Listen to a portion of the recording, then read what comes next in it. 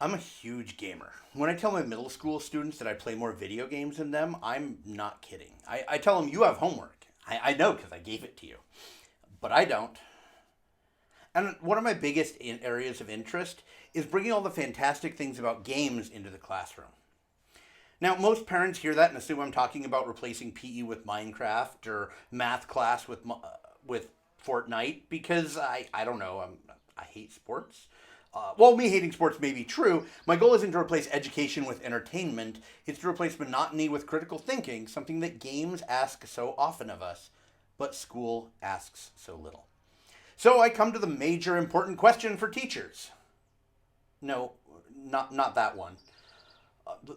How do we assess the myriad of digital learning tools that exist out there? What works? And how do we know what our students are learning? See, I happen to believe in what Carl Kapp calls game thinking, that it makes for better lessons, more engaged students, and better overall thinking. Better overall learning. But the only way I can show that is to put it up against some of the same evaluations that we give regular curricular objects. So I had to start there. What I found surprised me. There's actually a lot of tools that exist to evaluate what was labeled as learning objects in the late 1990s. Sometimes now call them digital learning resources or open educational resources, OER. You'll notice on this chart there's no arrows connecting the developers to anywhere else, which might have been part of the problem. So I dove in to look at how do we evaluate our technology for learning. I looked at the Lotus framework, the LORI, the LOE, the LOEM, the LOEST, the Simple Matrix for assessing gamification. I looked at studies that compare OER versus commercial curriculum, digital versus paper curriculum. So here's what I found. First off, none of these evaluation methods include student growth data as criteria. There were mostly concerned with something called academic quality, proper use of terms, and even aesthetics.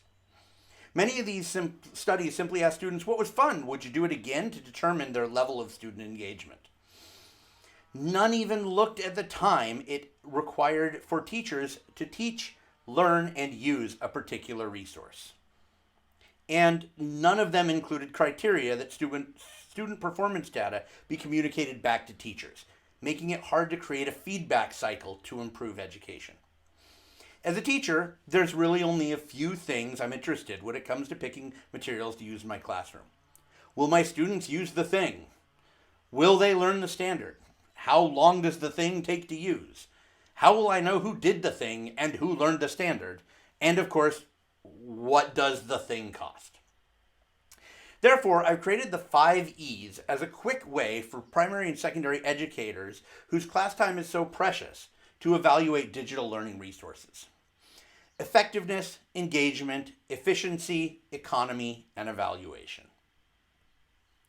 Effectiveness is really only tested in one meaningful way.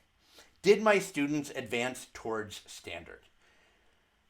I have no other questions regarding effectiveness other than this. Can they now do the thing they couldn't have done before? Engagement looks at increasing the level of participation across all of my students. See, they're all raising their hand. Even that kid in the back who doesn't look so sure, but his hand's up. Will they do the thing? And honestly, I don't care if the kid who always did his work had more fun this time. I care about the 5 kids who aren't interested enough to give it a try this time. And the kids who normally burn out after 10 minutes, if they're still going when the bell rings. Efficiency. Does the entire process get my students learning faster than other methods?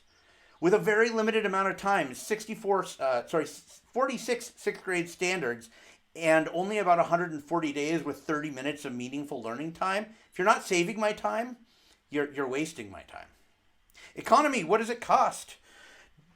Any teacher knows that if something costs 1 cent per student, the price of $1.40 is not going to be worth the time it's going to take to get that approved. What are the hidden costs in teacher time, training, technology requirements, all the things we don't talk about? Evaluation. If I don't know when my students learn something, how do I know what to teach them next? Or that I need to stop and reteach or teach them a different way? When I send my students out to do something on a computer, I need meaningful information back about what they've done. Looking at these 5 things isn't about giving each a score on a 5-point rubric and averaging the results. I don't care how fast and fun it was if nobody is progressing towards standard. It's worthless. It doesn't matter how effective the tool teaches, how the tool is at teaching adding decimals. If it takes me a week to go through it, I don't have that kind of time. The 5 E's are designed as a shortcut to help educators look at what matters most in their classroom, and perhaps even help developers provide resources to make our jobs a little easier. If your goal is simply technology inclusion so kids know how to use a computer, you've probably missed the point. George Couros said that technology will not replace great teachers, but technology in the hands of great teachers can be transformational. See, teachers are the resource that connects students with the outside world. They're the curators, the caretakers, the custodians, and the caregivers of our children. If we're to look at a future where games play a greater role in education, it's necessary that they be more effective, engaging, efficient, economical, and evaluative than the curriculum tools that exist today. If they only advance one of these at the cost of the others, we haven't gained anything. So I hope you can use the 5 E's as a shortcut in your own practice when picking digital resources to use in your classroom. We don't always have time to go through a long evaluative process, but thinking of the 5 E's can really cut down to what is important for what you bring to your students. Thank you for taking the time to listen, and I look forward to seeing what you pick to include in your classroom.